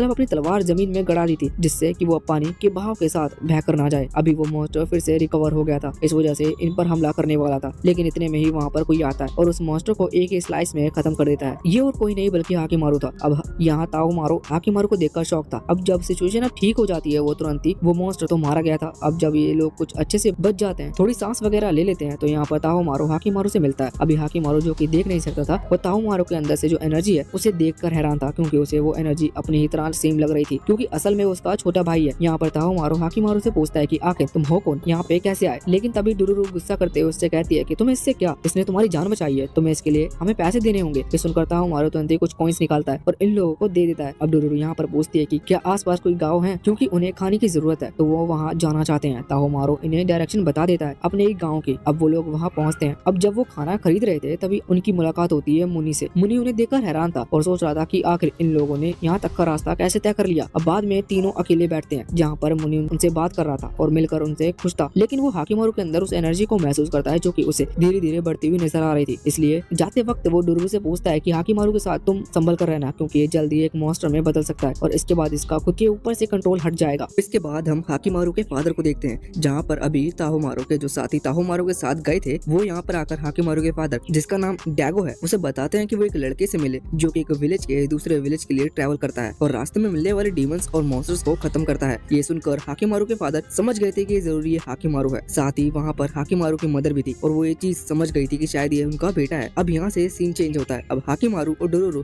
को देखते हैं जो कि इस वक्त उसी विलेज के कॉर्नर पर आ चुके थे। वहाँ पर जब वो लोग आगे बढ़ने वाले थे तभी वहाँ पर एक और लड़का आता है जो कि उन्हें रोक देता है। वो लड़का उनसे कहता है कि तुम्हें आगे नहीं जाना चाहिए, क्योंकि सामने एक दूसरा क्लैन की आर्मी खड़ी हुई है। इस लड़के का नाम सुकुरोकू है और ये पहले इस विलेज में रहता था, लेकिन इसका पूरा विलेज तबाह हो गया और इसकी फैमिली शायद इस बॉर्डर की दूसरी तरफ मतलब दूसरे क्लैन में है। ये भी वहाँ जाना चाहता है, लेकिन अगर ये आगे बढ़ा तो वो आर्मी इसे खत्म कर देगी। इसी वजह से हाकिमारू और डुरुरु को भी रोक रहा था। अब रात के टाइम हम देखते हैं कि सुरुकू को उन्हें बताता है कि अब सभी लोग जा चुके हैं, लेकिन अब दूसरा खतरा है डीमन का, क्योंकि यहाँ पर एक डीमन रहता है जो कि रात में ही अपीयर होता है। और उसकी इतने कहने की देरी थी कि तभी वहाँ पर एक सोल डीमन सामने आता है जो कि एक फॉक्स के रूप में आया था और धीरे धीरे कर वहाँ पर और भी कई सारे सोल डीमन आने लगते हैं। हाकिमारू एक के बाद एक उन्हें खत्म करता जा रहा था और जब सुकुरु को ये चीज नोटिस करता है कि उसके पास मौका है यहाँ से भागने का, तो वो तुरंत ही यहाँ से दूसरी तरफ भाग जाता है अपनी फैमिली के पास। ये देखते हुए डुरुरु भी उसके पीछे चली जाती है। इस तरफ हाकिमारू उस डीमन से लड़ रहा था। वो डीमन खुद को कंबाइन करते हुए एक 10 टाइल फॉक्स में कन्वर्ट हो जाता है, जिस वजह से उसकी पावर बढ़ चुकी थी, लेकिन फिर भी हाकिमारू उससे लड़ता जा रहा था। दूसरी तरफ हम ताहोमारू को देखते हैं जो कि ये बात जानकर हैरान था कि उसके फादर अब उस लड़के को ढूंढ रहे हैं जिसने उसकी मदद की थी। उसे पहले तो ये चीज बिल्कुल समझ नहीं आती, लेकिन जब वो अपने फादर से पूछता है तो उसके फादर उस पर गुस्सा कर रहे थे, उससे वहाँ से भगा देते हैं। अब इस तरफ हम देखते हैं कि जब डुरुरु जंगल में शुकुरोकू को ढूंढते हुए आई थी तब उसे जानने को मिलता है कि शुकुरोकू को पकड़ लिया गया है। अब वापस से हम यहाँ हाकिमारू के पास आते हैं जहाँ उसने लगभग उस डीमन को खत्म कर दिया था, लेकिन उसी समय वहाँ पर उसका फादर आ जाता है अपनी पूरी आर्मी को लेकर उसे खत्म करने के लिए। हाकिमारू पूछता है कि आखिर तुम कौन हो। इस पर एक सैनिक कहने लगता है कि तुम्हारी हिम्मत कैसे हुई हमारे लीडर से इस तरह से बात करने की। अब हाकिमारू जब नोटिस करता है तो उसे खुद के फादर के अंदर जो सोल थी वो थोड़ी सी अलग महसूस होती है। नॉर्मल लोग में उसे हल्का सा डीमनपन भी दिख रहा था, इस वजह से वो तुरंत ही अटैक करने के लिए आगे बढ़ जाता है। पर यहाँ पर वो उसे खत्म करे इससे पहले ही बाकी सोल्जर्स भी फाइट करने लगते हैं और हाकिमारू की तरफ कुछ एरो चलाने लगते हैं। इसी वजह से हाकिमारू सही मौका देखकर वहाँ से निकलता है। अभी उसके फादर उसे हाफ बॉर्न डीमन चाइल्ड कह रहे थे, जो चीज हाकिमारू को समझ में नहीं आ रही थी। पर अभी हाकिमारू तुरंत ही वहाँ से भागते हुए सीधा जंगल में आ गया था और एक पेड़ के ऊपर चढ़कर छुप जाता है। वो अभी यही सोच रहा था कि आखिर वो आदमी था कौन और उसने उसे हाफ बॉर्न डीमन चाइल्ड क्यों कहा। इसके बाद फिर से सीन चेंज होता है और हम डुरुरु को देखते हैं जो कि इस वक्त जब अपनी आंखें खोलती है तो वो अचानक से एक गुफा टाइप की जेल में पहुंच चुकी थी, जहाँ पर शुकुरुकु और बहुत सारे लोग थे। अब वो तुरंत ही शुकुरुकु के साथ से पूछते हैं कि क्या उसने अपनी फैमिली को ढूंढ लिया, जिस पर शुकुरुकु कहता है कि नहीं, शायद वो लोग मारे जा चुके होंगे। अब यहाँ पर डुरुरु एक आदमी के बेल्ट पर नोटिस करती है कि उस पर वही निशान बना हुआ था जो कि हाकिमारू के उस लॉकेट टाइप की चीज पर बना था। उसे जानने को मिलता है कि असल में इस क्लैन का मार्क है। यहाँ थोड़े अच्छे से समझे तो असल में हाकिमारू का जो फादर है उसका जो क्लैन है ये मार्क उनका है और ये जितने भी यहाँ पर लोग कैद हैं ये उसी क्लैन का हिस्सा थे। लेकिन जो बॉर्डर पर पार करने की वजह से ये सब इस तरफ आए तो यहाँ की आर्मी थी, इन्होंने उन्हें पकड़ लिया। अब तभी डुरुरु ऊपर की तरफ एक हॉल देखती है। वो कहती है कि हम यहाँ से भाग सकते हैं, लेकिन अब बाकी सभी भागने के लिए तैयार नहीं थे क्योंकि उनके हिसाब से ऐसा करना बेवकूफी होगी और वो नहीं भाग पाएंगे। अब डुरुरु हार मानने वाली नहीं थी, वो तुरंत ही वहाँ ऊपर की तरफ चढ़ती है और उस होल को पार करती है। तब एक गार्ड उसे देख लेता है और उसकी तरफ तीर चलाता है, लेकिन शुकुरुकु ने उस गार्ड को पकड़ते हुए डुरुरु को बचा लिया था। अब इस तरफ हम देखते हैं कि ताहोमारू जब अपनी मदर के पास आता है और उनसे पूछता है कि आखिर फादर उस चाइल्ड यानी कि उस बच्चे को क्यों मारना चाहते हैं, तो उसकी मदर उसे पूरी बात डिटेल में बताती है। ताहोमारू को जानने को मिलता है कि हाकिमारू असल में उसका बड़ा भाई है। यहाँ पर वो ये भी सुनकर हैरान था और उसे अपने फादर के किए कराए पर बहुत ज्यादा दुख हो रहा था। लेकिन तभी उसका फादर वहाँ पर आता है और थोड़ा गुस्सा होता है। अब उसी समय वहाँ पर हाकिमारू की भी एंट्री होती है। हाकिमारू जब इन तीनों को एक साथ देखता है तो उसे उनकी सोल की एनर्जी थी वो बिल्कुल एक जैसी महसूस होती है। वो समझ जाता है कि असल में ये उसकी फैमिली है, लेकिन अब वो ज्यादा देर तक नहीं समझ सकता था क्योंकि इतने में ही अचानक से उसका फादर डैगो उसके ऊपर हमला करना शुरू कर देता है। इसी वजह से उसे वहाँ से भागना पड़ता है। तभी ताओमारू कह रहा था कि हम हाकिमारू को क्यों मार रहे हैं, तो इस पर उसका फादर कहता है कि अगर हमने हाकिमारू को नहीं मारा तो हमारा पूरा विलेज तबाह हो जाएगा। मैंने डीमन के साथ कॉन्ट्रैक्ट किया था जिसकी वजह से वो हमें प्रोटेक्ट करते हैं। अब हमें यहाँ पर ये भी जानने को मिलता है कि हमने जिस सोल डीमन को देखा था वो भी इनके प्लान का हिस्सा है। वो इनके विलेज को प्रोटेक्ट करने के लिए वहाँ पर बॉर्डर पर रहती है। अब हाकिमारू यहाँ से भाग चुका था। दूसरी तरफ हम उस गुफा के अंदर देखते हैं जो कि दूसरे क्लैन के लोग की है। वो अभी शुगुरुगु और बाकी सभी से कहते हैं कि उन लोगों को अब मरना होगा। असल में वो लोग वॉर की अनाउंसमेंट करने के लिए इन लोगों को खत्म करेंगे। ये इन लोगों को बांध लेते हैं, लेकिन तभी वहाँ पर दूसरा क्लैन यानी कि हाकिमारू के फादर का क्लैन आ जाता है, जिसके बाद अब इन दोनों क्लैन में लड़ाई शुरू हो जाती है। अब इस वजह से सही, लेकिन शुगुरुगु और बाकी लोग बच चुके थे। दूसरी तरफ हम हाकिमारू डोरोरो को देखते हैं जो कि मिल चुके थे। डोरोरो बताते हैं कि उसके कपड़ों पर जो मार्क है वो इसी क्लैन का है। इसका मतलब हाकिमारू उस क्लैन का प्रिंस है। वो लोग तो बहुत ही ज्यादा खुश होंगे उससे मिलकर, लेकिन हाकिमारू जानता था कि वो बिल्कुल खुश नहीं होगा क्योंकि वो अभी उनसे मिलकर आ रहा है। वैसे हाकिमारू ने अभी उनका बिहेवियर तो देख लिया था, लेकिन वो फिर भी अपने फादर से फिर से मिलना चाहता था। अब इतने में ही उनके सामने फिर से वही स्पिरिट सोल डीमन सामने आ जाती है, जिसके बाद हाकिमारू उस पर हमला करना शुरू कर देता है और उसका पीछा करते हुए वो उसी जगह पर पहुंच जाता है जहां उन दोनों क्लैन की फाइट चल रही थी। अब यहाँ पर आते हुए जब वो दूसरे क्लैन वाले जिन्होंने शुगुरुगु को कैद किया था वो जब उस डीमन फॉक्स को देखते हैं तो वो समझ जाते हैं कि वो इसके सामने कुछ नहीं कर सकते क्योंकि दूसरे क्लैन को प्रोटेक्ट करेगी। इस वजह से वो वहाँ से भागने का डिसाइड करते हैं। अब अभी यहाँ हाकिमारू सोल डीमन से लड़ रहा था, तभी वहाँ पर हाकिमारू के भाई यानी कि ताओमारू की एंट्री होती है। ताओमारू को पता चल चुका था कि हाकिमारू उसका भाई है, लेकिन अगर हाकिमारू जिंदा रहा तो उनके विलेज को खतरा आएगा। इसी वजह से वो अभी हाकिमारू को खत्म करना चाहता था। उन दोनों की लड़ाई शुरू हो जाती है, जिस दौरान हम देखते हैं कि डोरोरो यहाँ शुगुरुगु के पास आ गई थी और उसे रस्सी से बांध कर रखता है। इस वजह से वो उस रस्सी को अपने दांतों से काटने लगी थी और इतने में ही वो सोल डीमन उनकी तरफ बढ़ती है और उस पर हमला करने लगती है। ये देखकर शुगुरुगु डोरोरो से भागने को कहता है, पर डोरोरो भागती नहीं बल्कि वो हाकिमारू को आवाज लगाती है, जिसके बाद हाकिमारू तुरंत ही अपने भाई ताओमारू की आंख पर एक कट लगाते हुए वहाँ से चला जाता है और इधर आकर सोल डीमन को खत्म कर देता है। इतने में ही वहाँ पर हाकिमारू की मदर आ भी चुकी थी, जो कि हाकिमारू को देखती है। हाकिमारू ने उस डीमन को खत्म कर दिया था। इस वजह से वो टेंशन में आ गई थी क्योंकि डीमंस इससे गुस्सा होंगे और उनके पास एक गॉडेस की स्टैचू है जिसे उठाते हुए वो गॉडेस से माफी मांगती है। पर बाकी लोग कह रहे थे कि अगर हमने हाकिमारू को खत्म नहीं किया तो डीमन सबसे गुस्सा होंगे और हमारे विलेज को तबाह कर देंगे। जब किसी का ध्यान नहीं था तो इतने में ही हाकिमारू की मदर खुद पर चाकू मार देती है और खुद को सैक्रिफाइस कर देती है और कहती है कि अगर किसी को सैक्रिफाइस करना ही है तो क्यों ना मैं ही कर दूं। वो मर गई थी। वो ये बात भी जानती थी कि उसका जो हस्बैंड है डैगो वो कभी भी हाकिमारू को स्वीकार नहीं करेगा। इसी वजह से उसके लिए अब जीने का कोई मतलब नहीं। अब तभी हम देखते हैं कि अचानक से कहाँ उस लड़के के बोर्ड पर जहाँ पर उसकी सोल डीमन जाकर टकराई थी वो बहुत ही तेजी से ग्लो करने लगता है और इसके बाद वहाँ पर एक धमाका होने वाला था, इसलिए सभी वहाँ से भाग जाते हैं। अब उस धमाके के बाद हम देखते हैं कि अभी हाकिमारू डोरोरो और शुगुरुगु वहाँ पर खड़े हुए थे। तभी वो कुछ लोग वहाँ माउंटेन की तरफ आते हैं। शुगुरुगु देखता है कि असल में ये उसके पेरेंट्स हैं। ये देखकर वो बहुत ज्यादा खुश था। पहले उसने होप खो दी थी, उसे लगा था कि वो मारे गए, लेकिन असल में यहाँ से वो दूसरे क्लैन में नहीं बल्कि पास के माउंटेन की तरफ चले गए थे, जिस दौरान शुगुरुगु उनसे अलग हो गया था। अब वो उनसे मिलकर खुश था। इस तरफ हाकिमारू और डोरोरो भी अपनी जर्नी आगे कंटिन्यू करते हैं। रास्ते में जाते वक्त हाकिमारू डोरोरो से कहता है कि मैं इस धरती पर से अभी डीमन को खत्म करूंगा। अभी उसे कई हफ्ते बीत चुके थे वहाँ से निकले हुए, लेकिन फिर भी उसे अपने ड्रीम में अपनी मदर दिखाई दे रही थी। दूसरी तरफ हम देखते हैं कि डैगो के विलेज में मतलब कि हाकिमारू के विलेज में अब फिर से बारिश हो रही थी। ये देखकर वो लोग समझ चुके थे कि डीमंस के साथ उन्होंने जो कॉन्ट्रैक्ट किया था वो अभी तक डिस्ट्रॉय नहीं हुआ है। यहाँ हमें जानने को मिलता है कि भले ही हाकिमारू की मदर ने खुद को चाकू मार लिया हो, लेकिन वो अभी तक मरी नहीं थी बल्कि उन्हें सही टाइम पर बचा लिया गया था। मगर उनकी हालत इतनी खराब है कि वो अभी भी बेहोश हैं और होश में नहीं आई। अब कई हफ्ते बीत चुके थे। हाकिमारू और डोरोरो अपनी जर्नी कंटिन्यू करते ही जा रहे थे, पर डोरोरो थोड़ी सी बोर हो रही थी। वो कहती है कि इस विलेज के पास ही एक हॉट स्प्रिंग है, क्यों ना हम वहाँ चले। पर इस पर हाकिमारू कोई जवाब नहीं देता। अब डोरोरो कहने लगती है कि मैंने सुना है कि उस हॉट स्प्रिंग के पास ही एक मॉन्स्टर को देखा गया। ये सुनकर हाकिमारू रुक गया था। इसी वजह से वो तुरंत ही वहाँ हॉट स्प्रिंग की तरफ चले जाते हैं। अब इसके बाद वो वहाँ हॉट स्प्रिंग में पहुंच चुके थे, जहाँ पर उनकी मुलाकात मुनि से होती है। वो उसे देखकर कहता है कि लगता है आपस में उनका मिलना पहले से लिखा हुआ है। वैसे यहाँ पर अभी कुछ देर तक इसी तरह से वो हॉट स्प्रिंग में एंजॉय करते हैं और जब वो वहाँ से बाहर आते हैं तो कुछ देर बाद अचानक से डोरोरो की पीठ पर एक मैप अपीयर होता है। मुनि बताता है कि शायद ऐसा गर्म पानी लगने की वजह से हुआ। ये मैप डोरोरो की पीठ पर शायद बचपन से बनाया गया होगा। अब डोरोरो को भी यहाँ पर याद आता है और वो बताती है कि उसकी मदर ने एक बार उससे कहा था कि ये मैप मुझे मेरे फादर के ट्रेजर तक ले जा सकता है। साथ ही मदर ने उसे ये भी कहा था कि डोरोरो जब किसी ऐसे पर्सन को ढूंढ लेगी जिस पर वो भरोसा कर सकती है तो उसके बाद उसे उस ट्रेजर को ढूंढने के लिए निकल जाना है। यहाँ पर मुनि कहने लगता है कि शायद तुम्हारे फादर का ट्रेजर बहुत बड़ा होगा, मतलब कि तुम अमीर हो जाओगी, फिर तुम उसके बाद क्या करोगी। लेकिन डोरोरो को यहाँ पर कुछ भी आइडिया नहीं था कि वो फिर क्या करेगी। उसका पहला मिशन तो यहाँ पर अभी हाकिमारू के सारे सेंस को मर्ज करवाना था, क्योंकि अभी तक उन्होंने सारे डीमंस को खत्म नहीं किया है। जब सारे डीमंस खत्म होंगे तभी हाकिमारू के सारे सेंस लौट आएंगे। अब इसके बाद उन्होंने फिर से अपनी जर्नी स्टार्ट कर दी थी। जब वो जंगल के रास्ते जा रहे थे तभी उन्हें घोस्ट दिखता है, जो कि थोड़ा अजीब था,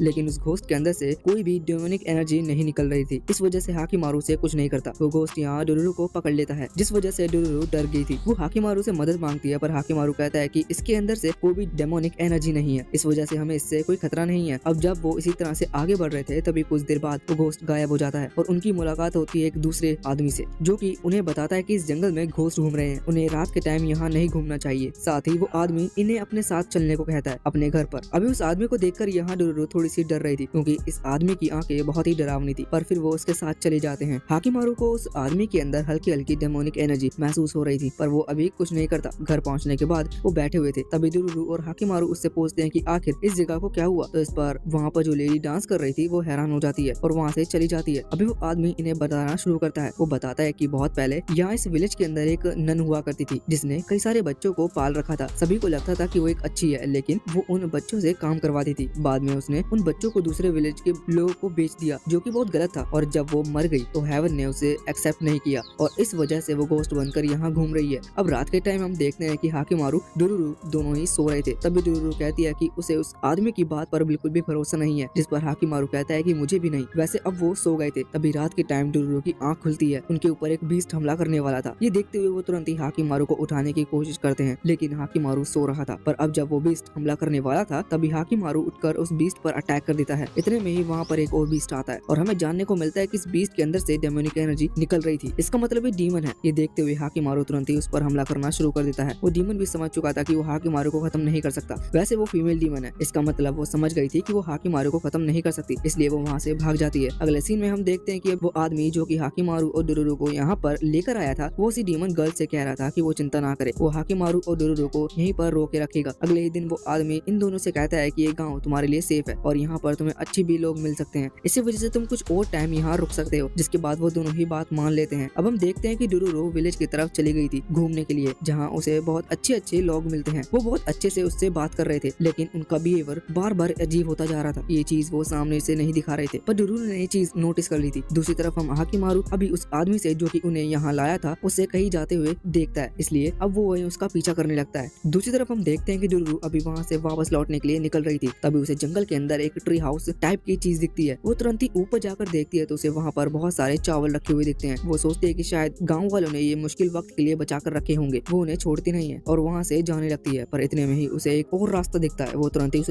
लकड़ी को हटाकर जब उस रास्ते की तरफ देख रही थी, पर तभी अचानक से कोई उसे धक्का दे देता है। ये गाँव वाले थे और हमें जानने को मिलता है कि वो यहाँ पर डोरोरो को कैद कर देते हैं और कहते हैं कि तुम्हारे साथ ऐसा नहीं होना चाहिए। दूसरी तरफ हाकिमारू जब उस आदमी के पीछे जा रहा था तो हमें जानने को मिलता है कि वो आदमी उसे यहाँ इंटेंशनली लाया है। यहाँ पर आने के बाद वो उसी डीमन से कहता है कि वो अब हाकिमारू को खत्म कर सकती है, जिसके बाद वो डीमन वहाँ पर आती है और इनमें लड़ाई शुरू हो जाती है। दूसरी तरफ डोरोरो जो कि उस अंधेरे कमरे में बंद थी और सोच रही थी कि आखिर वो हाकिमारू से कांटेक्ट कैसे करेगी, तभी वहाँ पर उसे कई सारी आंखें दिखती है, जो कि असल में उन्हीं बीस्ट की थी, जो कि वहाँ उस घर के अंदर उन पर हमला कर रहा था। यहाँ पर बहुत सारे उस तरह के बीस्ट थे जो कि अब डोरोरो की तरफ बढ़ने लगते हैं। डोरोरो डर गई थी, पर इतने में ही सामने वही घोस्ट आ जाता है जो कि उन्हें एक जंगल में मिला था। वो घोस्ट इन बीस्ट रुकने को कहता है, पर जब वो बीस्ट नहीं मानते तो वो घोस्ट अचानक से बेबी घोस्ट में कन्वर्ट हो जाता है, मतलब कि उसके अंदर से छोटी छोटी बेबी घोस्ट की स्पिरिट निकलती है और उन बीस्ट को भगाने लगती है। अब एक बेबी घोस्ट वहाँ डोरोरो के पास आके उसे बताती है कि उस आदमी ने तुम्हें जो कहानी बताई थी वो बिल्कुल गलत है। यहाँ पर असली कहानी ये थी कि वो जो नन थी जो कि बच्चों को ख्याल रख रही थी वो बुरी नहीं थी, बल्कि इस आदमी ने उसे खत्म कर दिया और जो बच्चे थे उन्हें भी मार दिया, और वो इसलिए क्योंकि वो इन्हें उस डीमन को वो सभी देने थे। अब असल में रीजन ये है कि बहुत पहले के टाइम पर एक वॉरियर इनके गाँव की तरफ आता है और इनके गाँव को तबाह कर देता है, लेकिन उसके बाद यहाँ पर वो डीमन आती है जो कि यहाँ के लॉर्ड यानी कि उसी आदमी से डील करती है कि वो इनकी मदद करेगी, लेकिन इसके बदले उसे ह्यूमन चाहिए होंगे। इसी के लिए इन्होंने फैसला किया कि जो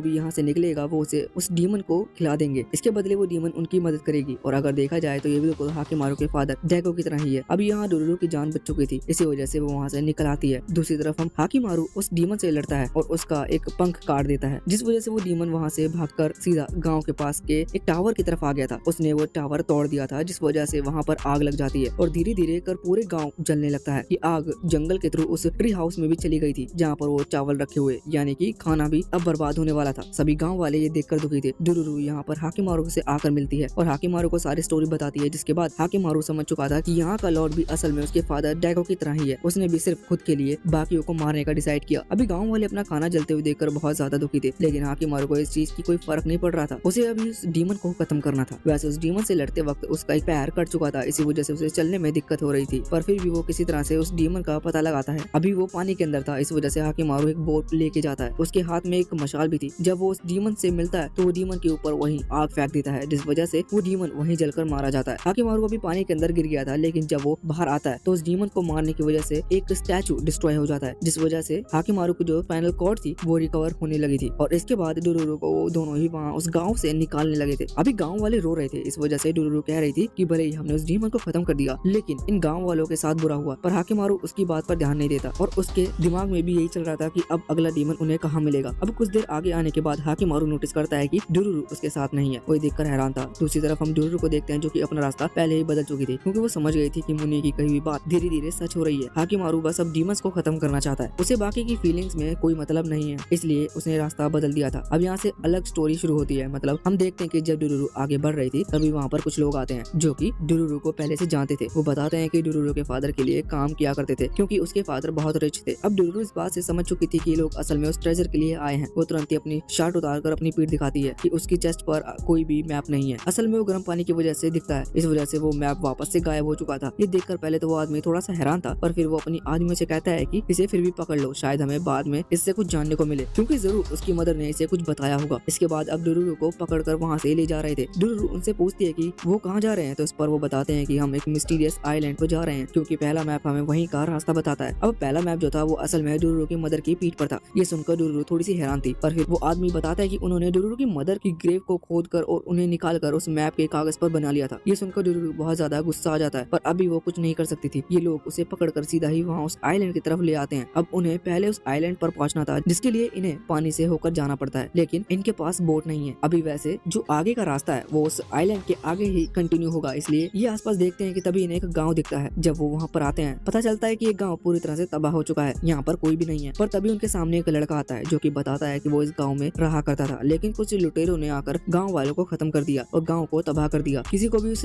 लड़के की बात पर यकीन नहीं था, लेकिन फिर वो मान जाते हैं क्योंकि उस लड़के के पास बोट है और वो इसी से अपनी रोजी रोटी चलाता है। और अब वो उसकी बोट में बैठने के लिए तैयार हो जाता है। यहाँ पर अभी वो लड़का दो शार्क की मदद से उन बोट को वहाँ से एक आइलैंड से दूसरे आइलैंड की तरफ लेके जा रहा था। रास्ते में डुरुरु उस लड़के से पूछती है कि उसका एक हाथ कहाँ गया, जिस पर वो लड़का बताता है कि उसने उसका हाथ इन शार्क को खिला दिया क्योंकि ये भूखी थी। ये सुनकर सभी हैरान हो जाते हैं। तभी वो लड़का हंसते हुए कहता है कि वो जो गाँव वाले हैं उन्हें भी किसी लुटेरे ने ही नहीं मारा, बल्कि मैंने इन शार्क को खिला दिया। अभी मेरी दोस्त बन चुकी है। और अचानक से अब यहाँ पर वो आदमी जो कि डुरुरु को पकड़ कर लाया था वो नोटिस करता है कि वो उस आइलैंड पर नहीं जा रहे जहाँ उन्हें जाना है, बल्कि बोट उन्हें दूसरे आइलैंड की तरफ ले जा रही है। इस वजह से वो तुरंत उस लड़के को रुकने को कहते हैं, पर अब वो लड़का यहाँ बोट रोक लेता है, लेकिन खुद एक शार्क के ऊपर चला जाता है और दूसरी शार्क से कहता है कि ये उनका खाना है, वो आराम से इसे एंजॉय कर सकती हैं। अब वो लड़का आप वापस से अपने आइलैंड की तरफ लौट गया था जहाँ पर उसका गाँव है। इधर हम देखते हैं कि अभी सभी आदमी जो कि बोट पर थे वो डर गए थे और उन्होंने हार मान ली थी। उन्हें लग रहा था कि अब वो मारे जाएंगे, पर डुरुरु यहाँ पर हार नहीं मानती। वो कहती है कि तुम सब बेवकूफ हो, तुम सच में ट्रेजर ढूंढने के लिए आए हो और तुम इतनी सी शार्क से डर गए। इसके बाद वो एक रस्सी लेती है जो कि वही बोट में रखी हुई थी और उसे अपनी कमर पर बांधकर पानी में कूद जाती है। इसके बाद वो थोड़ा सा नीचे आती है। जब वो शार्क उसे देखती है तो शार्क उसके पीछे करने लगती है। ये देखते हुए डुरुरु तुरंत ही वहाँ से बाहर निकल आती है और जंप करती हुई अब जैसे वो पानी से बाहर आ जाती है तो यहाँ पर वो शार्क भी जंप करती है, जिस वजह से वो पानी से बाहर आ जाती है। और इसी चीज का फायदा उठाते हुए बोट पर बैठे हुए सभी आदमियों ने अपनी अपनी तलवार उस शार्क को मार दी थी, जिस वजह से वो शार्क मारी जाती है। और अब वो लोग उस बोट को सीधा उस आइलैंड की तरफ ले जाते हैं। कुछ देर बाद वो लड़का वहाँ पर पहुँचता है तो वो देखता है पानी में खून ही खून है, मतलब उसकी शार्क मारी जा चुकी है। वो तुरंत ही उस आइलैंड पर आ जाता है जिस आइलैंड पर डुरुरु और बाकी सभी पहुंचे थे। वहाँ पर आने के बाद वो लोग उस लड़के को भी पीटने लगते हैं, जिसके बाद अब उन्हें जानने को मिलता है कि डुरुरु को सच में कुछ नहीं पता। इसी वजह से वो डुरुरु को एक पेड़ के पास बांधकर वहीं आइलैंड पर ट्रेजर ढूंढने के लिए चले जाते हैं, क्योंकि आइलैंड इतना भी ज्यादा बड़ा नहीं है और उन्हें उम्मीद है कि अगर वो ढूंढेंगे तो उन्हें वो ट्रेजर मिल सकता है। अब दूसरी तरफ हम उसी आदमी को देखते हैं जिसने हाकिमारू को शुरुआत में पाला था। अभी वो यहाँ पर एक डीमन से लड़ रहा था, लेकिन वो डीमन ज्यादा ताकतवर था। इस वजह से वो आदमी उससे ज्यादा देर तक नहीं लड़ पाता और उसे इस तरह की एक्टिंग करनी पड़ती है जैसे कि वो मारा गया हो। अब वो डीमन फिर से उसकी तरफ बढ़ता है, लेकिन इतने में ही हाकिमारू वहाँ पर आकर उस डीमन को खत्म कर देता है। जब वो आदमी यहाँ पर हाकिमारू की तरफ देखता है तो कहता है कि ये पहले तो बहुत ज्यादा बदल चुका है।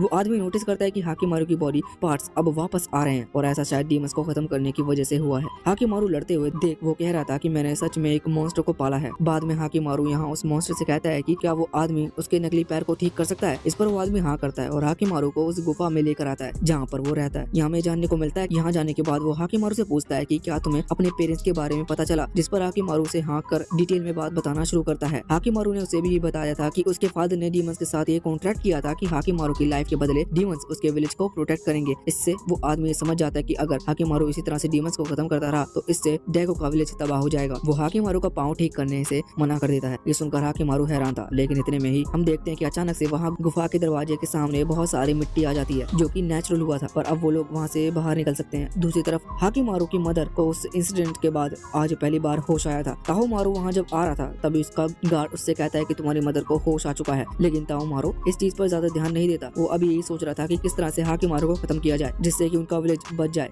अभी यहाँ पर एक और गार्ड आता है और आकर बताता है कि उन्होंने डुरुरु को एक आइलैंड के ऊपर देखा है। अभी लोग सुनकर वो लोग पहचान जाते हैं कि डुरुरु वही लड़का है जो कि हाकिमारू के साथ घूम रहा था। उन्हें डुरुरु लड़का ही लगता है। वो तुरंत ही अपनी अच्छी खासी फौज लेकर सीधा उस आइलैंड की तरफ निकल जाते हैं, क्योंकि उन्हें लग रहा था कि हाकिमारू भी वहीं होगा। दूसरी तरफ अब हम हाकिमारू को देखते हैं जो कि इस वक्त वहाँ गुफा में मिट्टी खोद रहा था, जिससे कि वो एक दूसरा रास्ता क्रिएट कर वहाँ से बाहर निकल सके। वो आदमी कहता है कि इसका कोई फायदा नहीं, हम अब कुछ नहीं कर सकते, पर हाकिमारू अंत तक हार नहीं मानता और एक रास्ता बना लेता है। हाकिमारू वहाँ बाहर आ गया था। दूसरी तरफ हम देखते हैं कि अभी डुरुरु बंधी हुई थी। उसे अब नहीं लग रहा था कि वो इस रस्सी को खोल पाएगी जब तक कि खुद वो लोग उसे यहाँ आकर उसकी रस्सी ना खोल दे। अब तभी अचानक से उसकी नजर सामने पानी की तरफ पड़ती है, जहाँ वो दूसरी शार्क अभी उस पहली वाली मरी हुई शार्क को खा रही थी, और इसके बाद अचानक से वो शार्क एक डीमन में ट्रांसफॉर्म हो जाती है और जमीन पर आकर डुरुरु पर हमला करने लगती है। अभी डुरुरु पहले उस अटैक से बचती है क्योंकि वो पेड़ से बंधी थी। इस वजह से अभी उस शार्क का मुंह सीधा उस जाकर उस पेड़ से टकरा था। इस वजह से डुरुरु आजाद हो जाती है और भागने की कोशिश करती है, पर वो शार्क अभी भी मरी नहीं थी। वो सीधा ही डुरुरु पर हमला करने लगती है, पर इतने में ही हाकिमारू वहाँ सामने आकर उस शार्क को रोक लेता है और हमला कर उस शार्क को खत्म कर देता है। ये देखकर डुरुरु बहुत ज्यादा खुश हो चुकी थी। वो हाकिमारू से पूछते हैं कि आखिर वो उसकी मदद करने के लिए क्यों आया, पर हाकिमारू क्या जवाब देता है। हाकिमारू डुरुरु के बिना नहीं रह सकता क्योंकि वो सबसे अच्छे दोस्त बन चुके हैं। वैसे तभी वो लोग सामने नोटिस करते हैं कि पानी के रास्ते से बहुत सारी जहाज उनकी तरफ आ रही हैं, जो कि असल में हाकिमारू के फादर की क्लैन की थी, क्योंकि वो लोग यहाँ हाकिमारू को खत्म करने के लिए आ रहे थे। साथ ही ये चीज वहाँ आकर ऊपर बाकी लोगों ने भी नोटिस कर ली थी, जो कि यहाँ ट्रेजर के लिए आए थे। अब जब ताओमारू उसके साथ ही वहाँ पहुँचते हैं तो वो कहते हैं कि उस आइलैंड पर जो कोई भी हो उसे खत्म कर दो, हम किसी को जिंदा छोड़कर कोई पुण्य का काम नहीं करना। और अब वो तीर चलाना शुरू करते हैं, जिस वजह से वहाँ उस आदमी के कुछ साथी मारे जाते हैं। वो आदमी समझ गए थे कि ये लोग उसे ही मारने के लिए आए हैं, इस वजह से वो वहाँ से भागने लगते हैं और कहते हैं कि ट्रेजर वगैरह जाए भाड़ में। अब इस तरफ हाकिमारू भी समझ गया था कि ये लोग असल में उसकी तरफ उसी के लिए आए हैं, इसलिए अब वो वहाँ से निकलने लगे थे। और थोड़ा ऊपर चढ़ने के बाद वो उसी आदमी इताची से मिलते हैं, जो कि डुरुरु को यहाँ पर लाया था। उसी ने डुरुरु को बांधा था। अब इताची कहने लगता है कि उन्हें भी अभी डुरुरु के फादर का ट्रेजर नहीं मिला, पर डुरुरु गुस्सा करते हुए कहती है कि बेवकूफी भरी बातें बंद करो, हमें पहले यहाँ से जिंदा बचकर निकलना होगा। हाकिमारू कहता है कि मेरे पास एक अच्छा प्लान है, हम उन लोगों को डिस्ट्रैक्ट कर सकते हैं। अभी यहाँ इताची को प्लान बड़ा अच्छा लगा था। कुछ देर बाद हम देखते हैं कि जब ताओमारू और उसके साथी वहाँ चढ़ रहे थे तो ताओमारू के साथियों को कुछ सामुराई दिखते हैं, जो कि कह रहे थे कि इताची यहाँ बहुत सारे एक्सप्लोसिव यानी कि उनके हिसाब से बॉम्ब वगैरह प्लांट कर चुका है। अब तभी अचानक से एक धमाके की आवाज आती है, इससे उन सामुराइज की बात सच हो जाती है। ये देखकर अब ताओमारू के सभी साथी उस डायरेक्शन में बढ़ने लगे थे, पर इस चीज का फायदा उठाते हुए इताची, डुरुरु और बाकी सभी वहाँ से जाने लगते हैं। पर इतने में ही उनकी तरफ तीर चला देते हैं और ये ताओमारू के साथ ही थे। यहाँ पर हाकिमारू भी आ गया था और अब उनमें फाइट शुरू हो गई थी। इसी दौरान इताची और उसके साथी डुरुरु को वहाँ से ले जाने लगते हैं। अभी हाकिमारू जब ताओमारू से फाइट कर रहा था तो वो उसके साथी तो उससे कहते हैं कि तुम फादर की तरह बुरे कब हो गए, जिस पर ताओमारू कहता है कि विलेज को बचाने के लिए हमें तुम्हें खत्म करना होगा वरना विलेज नहीं बचेगा। लेकिन हाकिमारू उसकी बात पर ज्यादा ध्यान नहीं देता और फाइट पर ज्यादा ध्यान देता है। दूसरी तरफ हम देखते हैं कि अभी इताची और डुरुरु वहाँ माउंटेन के ऊपर आ चुके थे, जहाँ पर आने के बाद उन्हें बहुत सारे स्टैचू दिखते हैं। इताची कहने लगता है कि मैंने मैप के अंदर ऐसे स्टैचू देखे थे, शायद वो ट्रेजर आसपास ही कहीं हो। वो ये भी कह रहा था कि भले आज मैं मारा जाऊं लेकिन मरने से पहले मुझे एक बार वो ट्रेजर देखना है। इतने में एक तीर आकर उसे लगता है। अब वो भी गुस्से में हमला करने के लिए तैयार था, पर एक एक कर बाद में उसे बहुत सारे तीर लगने शुरू हो जाते हैं। असल में ताओमारू भी बहुत बड़ी आर्मी वहाँ पर लेकर आया था। डुरुरु तो अभी डर कर वहाँ उन स्टैचू के पीछे छुप गया था, लेकिन गलती से वो एक स्टैचू को हिला देती है, जिस वजह से वो स्टैचू वहाँ से नीचे गिरने लगता है। वो सारे स्टैचू धीरे धीरे ताओमारू के आदमी को लगते हैं। इस वजह से वो सारे आदमी नीचे की तरफ गिरने लग जाते हैं। अब यहाँ पर एक नया रास्ता ओपन हो चुका था, जहाँ डुरुरु और इताची जाकर गिरते हैं। वहाँ पर सोना ही सोना था, लेकिन सोने को देखकर जब इताची आगे बढ़ने लगता है तभी वो मारा जाता है। डुरुरु इस चीज से खुश था क्योंकि उसने इताची की जो लास्ट विश थी वो पूरी कर दी। इसी तरफ हम देखते हैं कि अभी जब हाकिमारू और ताओमारू लड़ाई कर रहे थे तभी अचानक से वो लड़का जिसकी वो शार्क वो वहाँ ऊपर की तरफ आता है और उनसे कहता है कि तुम सब यही मारे जाओगे। जिसके बाद उसके पास जितने भी एक्सप्लोसिव थे वो उसने वहाँ पर फोड़ दिए थे। पूरा आइलैंड कांपने लगा था। इस तरफ डुरुरु तुरंत ही हाकिमारू के पास आती है और हाकिमारू से वहाँ चलने को कहती है। हाकिमारू जिसने ताओमारू को जिंदा छोड़ दिया था वो डुरुरु के साथ मिलकर उसी बोट पर निकल जाता है, जिस बोट को उन्होंने उस लड़के से लिया था। दूसरी तरफ हम देखते हैं कि ताओमारू जो कि अब वापस से अपने गाँव में लौट आया था, वहाँ पर आकर वो देखता है कि उसका गाँव फिर से महामारी झेल रहा है क्योंकि खाने की कमी होते जा रही है और लोग बीमार पड़ रहे हैं। वो समझ गए थे कि उन्होंने फिर से हाकिमारू को जिंदा जाने दिया, इसी वजह से डीमन उनसे गुस्सा है। पर अब ताओमारू फैसला करता है कि वो हेल ऑफ डीमन, जहाँ पर अभी सभी डीमन के स्टैचू हैं, वहाँ जाकर डीमन से बात करेगा। दूसरी तरफ हाकिमारू और डोरोरो एक दूसरी जगह पर आ चुके थे। उन्हें बहुत लंबी जर्नी तय करनी थी। यहाँ पर जब वो पहुंचते हैं तब तक स्प्रिंग मौसम भी आ चुका था। अभी आगे बढ़ते हुए वो एक लड़के से मिलते हैं जो कि असल में खुद डीमंस को खत्म करता है और वो ये काम 6 महीने से करता आ रहा है। वो हाकिमारू और डोरोरो से यहाँ पर रहने वाले एक बहुत ही खतरनाक डीमन के बारे में बताता है जो कि बहुत ही ज्यादा पावरफुल है। लेकिन हाकिमारू को उसकी कोई भी बात पर यकीन नहीं हो रहा था। पर बाद में उस डीमन को खुद अपनी आंखों से देखते हैं। ये डीमन उन डीमंस की तरह नहीं था जिनसे वो अभी लड़कर आए हैं। अब हाकिमारू उससे भी लड़ना शुरू कर देता है, लेकिन इससे लड़ना और ज्यादा मुश्किल हो रहा था क्योंकि इस डीमन को जो टेल है वो अभी जिंदा है और वो किसी भी डीमन से कम नहीं है। अभी हाकिमारू जब इस डीमन से लड़ता है तो उसकी टेल डोरोरो की तरफ बढ़ती है, जिस वजह से हाकिमारू वहाँ भी पहुंचकर अब उसकी टेल को संभालने लगता है। तभी लोगों को जानने को मिलता है कि वो लड़का जो कि अभी अभी इन्हें मिला था वो इस डीमन के साथ ही है। असल में वो लड़का इस डीमन का सर्वेंट है। ये देखकर हाकिमारू हैरान था। अब हाकिमारू फिर से उससे लड़ने वाला था, लेकिन इतने में अचानक से वो पहाड़ी टूटकर गिरने लग जाती है, जिस वजह से हाकिमारू और डोरोरो वहाँ से नीचे गिर जाते हैं। अब जब उन्हें होश आता है तो यहाँ डोरोरो देखती है कि उसका जो एक हाथ था वो वहाँ दूसरे पत्थर के नीचे फंसा हुआ था। धीरे धीरे अब नीचे से पानी भी बढ़ना शुरू हो जाता है, जिस वजह से डोरोरो वहाँ अंदर कैद हो सकती थी। अब हाकिमारू उस पत्थर को हटाने की कोशिश करता है। हम जानते हैं कि हाकिमारू के हाथ अभी तक असली नहीं आए हैं। इस वजह से जब वो पत्थर को धक्का दे रहा था तो इस चीज से उसके हाथ उतनी पावर नहीं लगा पा रहे थे, बल्कि अब वो लकड़ी के हैं, इसी वजह से वो टूटने भी लगे थे। लेकिन हाकिमारू यहाँ पर हार नहीं मानता और वो कोशिश करता जाता है, जिस वजह से उसका एक हाथ अब टूट चुका था और पानी धीरे धीरे उसके ऊपर आ रहा था। इस वजह से डोरोरो भी डूबने वाली थी, पर इतने में मुनि वहाँ पर आ जाता है और उन्हें बचा लेता है। अभी हाकिमारू के हाथ ठीक नहीं थे, लेकिन फिर भी वो किसी तरह से लकड़ी के वापस से अपने हाथ रेडी करता है और तलवार फिट करके निकल पड़ता है उसी डीमन से लड़ने के लिए। अब जब हाकिमारू वहाँ पहुँचता है तो अचानक से वो डीमन उसके ऊपर हमला कर देता है, लेकिन हाकिमारू ने उस पर अटैक करना शुरू कर दिया था। वो डीमन का चेहरा काट देता है, लेकिन अचानक से डीमन के चेहरे पर से एक दूसरा चेहरा निकलने लगता है। डीमन ने यहाँ उस लड़के को खो लिया था जो कि उसका सर्वेंट था, जिसके बाद डीमन की बॉडी फिर से बदलने लगी थी। कुछ देर बाद डोरोरो भी यहाँ इस तरफ आती है तो वो देखती है कि वो जो डीमन था उसकी बॉडी पार्ट अलग अलग डले हुए थे। ये तो समझ गई थी कि हाकिमारू ने उसे मारा है, लेकिन इतनी बुरी तरह से देखकर वो डर गई थी। वो आगे बढ़ता है तो उसे हाकिमारू दिखता है जो कि वहाँ उस लड़के को जो कि उस डीमन उसकी गर्दन को काट रहा था। इसके बाद भी वो हाकिमारू की बॉडी रिकवर नहीं हुई थी। इस वजह से वो बार बार उस डीमन को तलवार मारता है, पर फिर भी उसकी बॉडी वापस नहीं आ रही थी। इस वजह से वो जोर जोर से चिल्ला रहा था। दूसरी तरफ हम देखते हैं कि ताओमारू जो कि अब हेल ऑफ डीमन में पहुंच चुका था, वहाँ पर आकर वो देखता है कि एक और डीमन स्टैचू टूट गया है जिसे हाकिमारू ने अभी अभी खत्म किया था। ये देखकर वो फिर से हैरान था। वो सोच रहा था कि आखिर हम हाकिमारू को कैसे रोकेंगे। अब वापस से हम यहाँ हाकिमारू के पास आ जाते हैं जो कि अभी उसी मॉन्स्टर को मारते हुए कह रहा था कि लगता है अब मुझे डीमंस खत्म कर मेरी बॉडी नहीं मिलने वाली। वो डोरोरो से कहता है कि शायद इस वर्ल्ड का आखिरी डीमन मेरे फादर है, इसका मतलब मुझे उन्हें खत्म करना होगा, तभी मेरी पूरी बॉडी मुझे मिलेगी। इसके बाद वो वहाँ से निकलने लगता है और ये पार्ट यहीं पर एंड हो जाता है। आगे की खतरनाक प्लॉट रिलेटेड